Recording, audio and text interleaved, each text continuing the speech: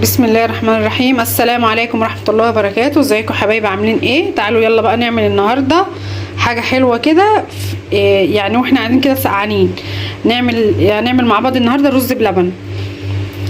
بصوا دي مقاديري.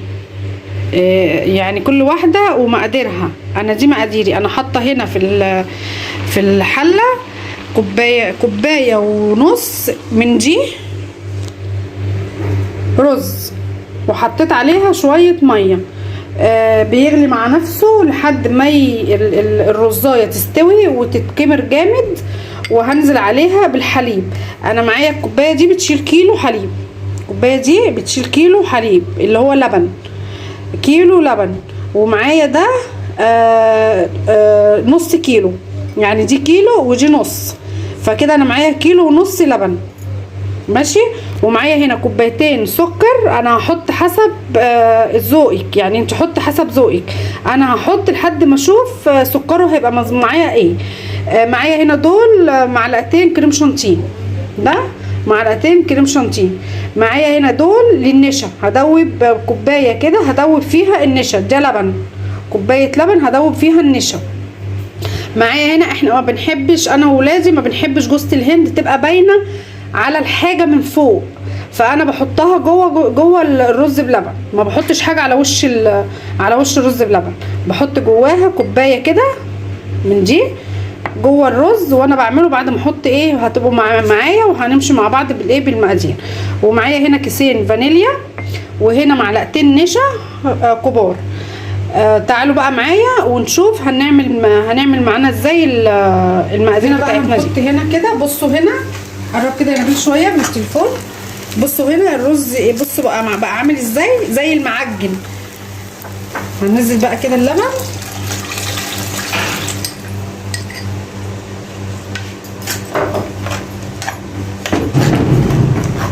نقلب كده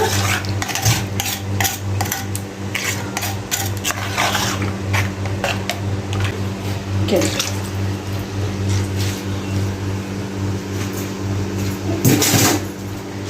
متنسوش اللايك والاشتراك وفعلوا الجرس، ويا رب انا عايزه دعم، انا عايزه منكم دعم. يا رب اللي بيتفرج عليا يشترك ويفعل الجرس ويشاهد الفيديو لحد الاخر، والله هتلاقوا حاجات حلوه كتير في القناه.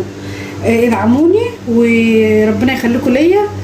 ويعني انا كل يوم بنزل لكم فيديو، فيعني ربنا يسهل كده ويبقى اكتر واكتر. ممكن يعني ربنا يسهل بينا وبين بعض وننزل بدل الفيديو. هنا بدا يغلي معايا اللبن، بصوا كده بدا يغلي معايا كده ازاي اللبن.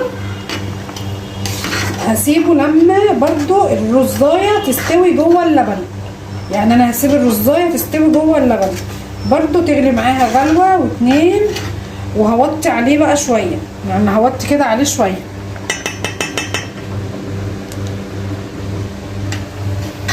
دي بتبقى فيه كده. طبعا ما الكريم شانتيه هدوبه في شويه ميه صغيرين علشان ما يخرصش مني جوه الرز. يخرز، هو مش بيخرز بقى، بس ده بيعمل كتل، يعني بيبقى كتل. بتيجي تاكلي الرز بتلاقي فيه كتل، فبتحس ان ده الرز. انا بصراحه ما كنتش بعرف اعمل الرز بلبن، كنتش بعرف اعمله. وقفت مع ماما قبل كده حاجه اعلى شويه باذن الله.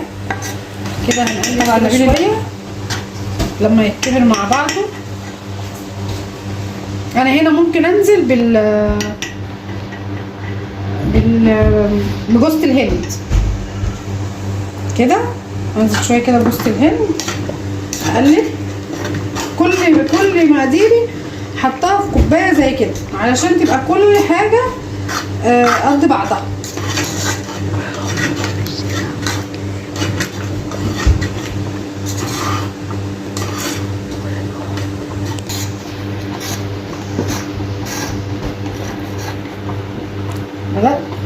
معلش بقى لو سمعتوا صوت هبده ولا حاجه، طبعا الاستاذ اسف مش ساكت، بيلعب بره بالكوره.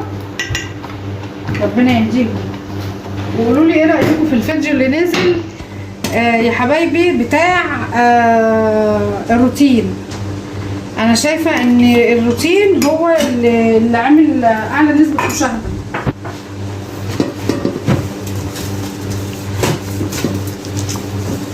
انا كده طول ما انا واقفه تلاقوني ايه امسح كده، المع كده، ما بعرفش يعني. انا ممكن اشيل الاكل من على البوتاجاز، امسح البوتاجاز وبعدين اكمل اكل حسب ما انا اتعودت. قرب هنا كده يا ابن نبيل. بصوا ريحته كسكسي ليه؟ مش عارف والله، انا بحلقه اصلا. هنزل هنا بقى بالسكر، هبدا انزل بالسكر. بصوا ادي دي كوبايه، ادي الكوبايه اهي، ادي اهي كوبايه. انا عيالي بيحبوا الحاجه مسكره، عيالي بيحبوا الحاجه سكرها زياده شويه. هنزل كده بنص دي، لو احتجت تاني احتجت، ما احتجتش يبقى انا كده ايه تمام التمام. ما تنسوش اللايك يا حبايبي، حطي لايك. اللي بتتفرج عليا والمحتوى عجبها تحط لي لايك وتثبت نفسها بكومنت حلو كده جميل منها، وتقول لي انا هنا اهو، انا هنا معاكي اهو في القناه. حبايبي كلهم اللي معايا على القناه يقولوا لي احنا معاكي وهندعمك وان شاء الله هنوصل مع بعض. والله وهكبر بيكم مش هكبر عليكم، والله هفضل معاكم مش هكبر عليكم. يعني يا جدعان دوسوا لايك مش هتخسروا حاجه يعني. اهو سمعتوا اسر. هنا هنزل بالفانيليا، هنزل هنا بقى كده بالفانيليا. دول كيسين فانيليا، وحسب رغبتك برضو. عايزه تحطي كيس هتحطي، عايزه تحطي كيسين هتحطي، براحتك خالص. هسيبه يغلي كده كام غلوه مع بعض كده. سكره تمام. هدوب بس الكريم شانتيه وهجيبكم. بصوا انا هنا حطيت الكريم شانتيه، حطيته المعلقتين، هدوبهم بس كده معايا عشان ما يعني انا بصراحه جربتها ولقيته خرز مني. انا واحده كنت باكل يعني كنت متضايقه، يعني كنت متضايقه ان انا في كتل بتبقى في بقي، فانا هنزل كده بيهم بس. هنزل بالمضرب، هقلب بالمضرب.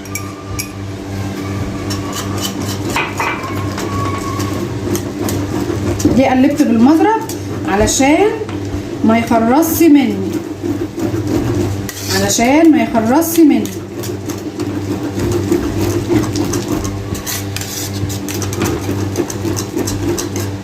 انا والله عامله على قد الولاد، يعني انا عامله الكميه دي على قد الولاد. طبعا انت هتعملي كميه هتضاعفي الكميه، وكلنا عارفين احنا بنعمل الحاجه ازاي. انا طالعه بشارككم الحاجه اللي انا بعملها، ما بعلمش حد.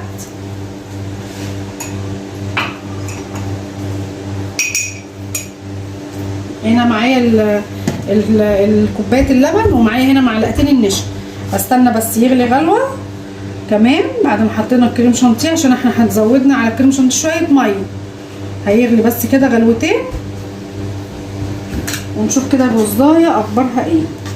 انا اصلا بصوا لسه ما حطيتش نشا وحسيتها قلم معايا. على فكره انا اعرف ناس ما بتحطلهوش نشا، يعني انا اعرف ناس حبايبي ما بتحطلهوش نشا. الله طعم حلو والله جامد.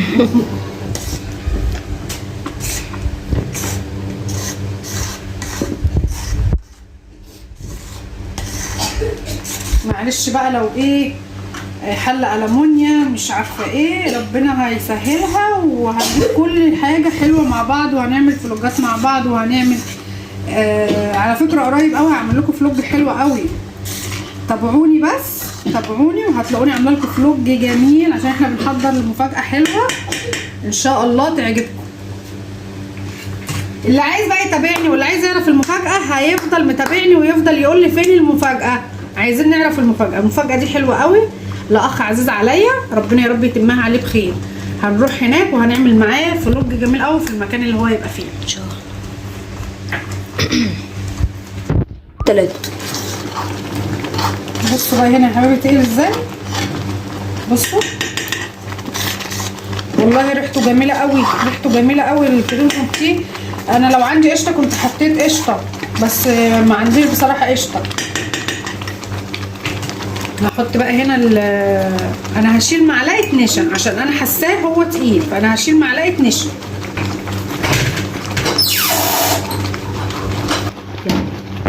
شلت معلقه نشا عشان انا شايفاه ان هو هنا يعني تقل شويه معايا.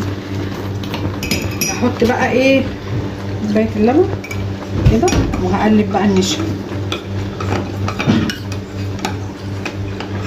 والنبي ما تنسوش اللايك، اهم حاجه اللايك، وتابعوا الفيديو للاخر. ولو جالكوا اعلان ما تجروش الاعلان، خلوا الاعلان، شجعوني يا حبايبي. هنا حطينا، هقلب بقى بسرعه، هقلبها كده بسرعه. بصوا تقلب معايا ازاي، بصوا الشكل حكايه. بصوا القوام بقى عامل ازاي، وما بياخدش حاجه، وكل حاجه عندك في البيت، عندك اللبن وعندك السكر وعندك الرز، كل حاجه في متناول ايدك في البيت، يعني مش مكلف. هو في الغلا اللي احنا فيه دوت مكلف، كل حاجه مكلفه، بس حاجه حلوه على قد ايديكي تفرحي بيها يعني ابنك ان هو ياكل حاجه حلوه، وتبقى انت قدمت له فايده اللبن والحاجات اللي يعني الرز بلبن مفيد. بصوا هنا بقى كده بيغلي ازاي. جوز الهند طبعا عامله شغل، انا ما كنتش بحب جوز الهند لا جوه الحاجه ولا بره الحاجه، بس بصراحه دقتها كده ما حسيتش بطعمها خالص، يعني ولا بطعمها ولا بريحتها، فما بتضايقنيش، فبقيت احب ان انا احطها هنا كده. وخلاص كده غلي معايا، هبدا بقى ان انا هنا محضره الحاجه بتاعتي اللي انا هغرف فيها. تعالوا معايا يلا واحنا بنغرف. انا جايبه البلاد دي هغرف فيها بقى معاكم الرز. انا جايبه 6، هما 6 كفه هنحط فيهم، في لسه تاني هنحط في الاطباق دي.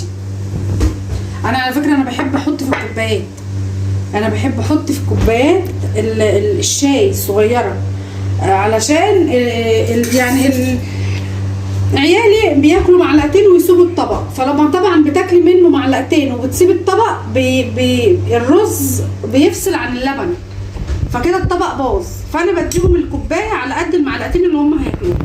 بس احنا هنا دلوقتي مع بعض هنغرف مع بعض كده. بصوا عامل ازاي.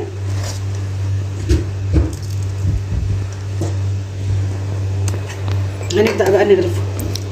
ريحته تحفه. نبيل ابني اصلا ما كانش بياكل الرز بلبن، يعني نبيل ما كانش بياكل الرز بلبن اصلا.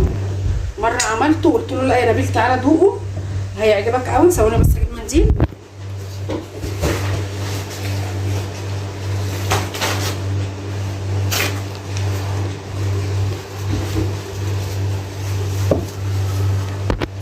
فلما داقه عجبه قال لي لا يا ماما حلو.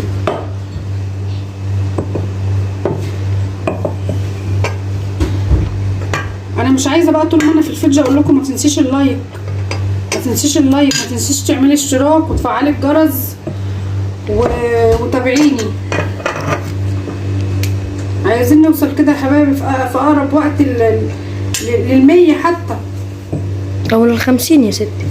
احنا خلاص قربنا على 50، احنا خلاص قربنا عقبال يا رب ما يبقى 50,000 يا رب.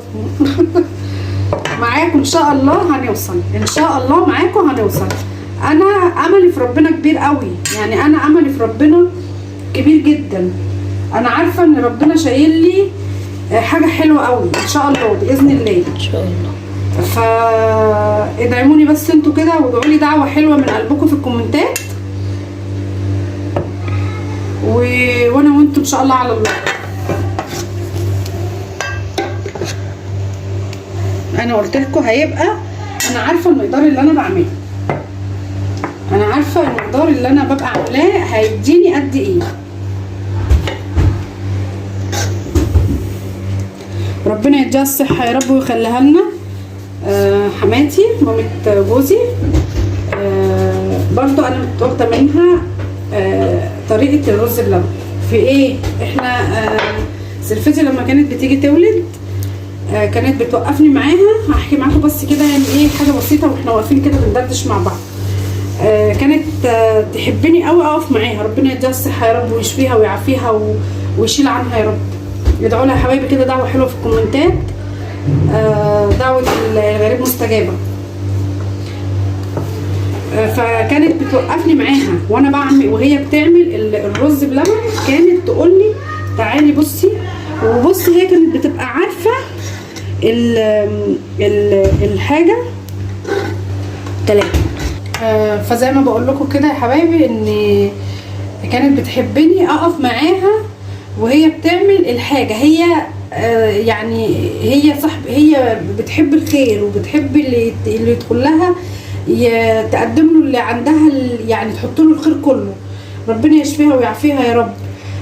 فكانت بتبقى عارفه الحاجه، بس كانت تقول لي ايه، طب نحط قد ايه ونعمل قد ايه ونشيل ايه ونعمل ايه. فكانت بتحب ان هي، والله الايام دي وحشتني قوي معاها، يعني ايام ما نقف معاها في المطبخ ونعمل مع بعض الحاجه وحشتني. ربنا يديك الصحه يا رب يا ماما، ويعفو عنك ويشفيك يا رب يا حبيبتي. فكانت بقى في اول مره كانت سلفتي ولدت زي ما قلت لكم، وقفتني معاها ان احنا نعمل مع بعض الرز بلبن. فوقفنا مع بعض واتعلمت منها التركات اللي انا عملتها دي. بس هي يمكن انا برضو بعمل على قدي بصراحه، هي بيبقى برضو احلى من كده. يعني انا بحب الرز يبقى باين اكتر شويه من اللبن، انا بحب الرز يبان اكتر شويه من اللبن. ماما بيبقى اللبن بتاعها باين اكتر من الرز. برضو حبيبتي مرات خال جوزي، كل عيله جوزي حبايبي، كلهم بيحبوني وانا كلهم بحبهم. ربنا يديها الصحه يا رب. برضو مرات خاله، انا مره اكلت عندها طبق رز بلبن اول ما اتجوزت، والله العظيم انا باكل وبقول لها لا دي مهلبيه مش رز بلبن، قمه في الجمال. انا في حياتي لا تقولي بقى مالكي ولا تقولي مش عارفه، لا حاجه تانية مختلفه خالص. فربنا يديهم الصحه ويخليهم لنا. معلش طولت معاكم شويه، انا قلت ادردش معاكم كده ناخد على بعض، و يعني نتحمس مع بعض كده في الفيديوهات. انا عايزاكم تشجعوني ان انا اتحمس معاكم واتكلم اكتر معاكم، مش يبقى على قد بس ان انا واقفه بعمل وصفه، او ان انا مش وصفه، على قد ان انا بعمل حاجه في بيتي لاولادي واتكلم معاكم. لا، عايزين نبقى عيله واحده. انا عايزه عيلتي هنا في القناه تكبر، عايزه عيلتي في القناه تكبر. كبروني ودعموني، وزي ما هفضل اقولها لكم، مش هكبر بيكم، مش هكبر عليكم. واستنونا في المفاجاه اللي احنا قلناها لكم قريب جدا ان شاء الله. هتلاقونا عاملين لكم فلوج حلو قوي ان شاء الله باذن الله. ربنا يصلح حال الجميع ويتمها عليكم خير يا رب. واقول لكم ايه، سلام عليكم.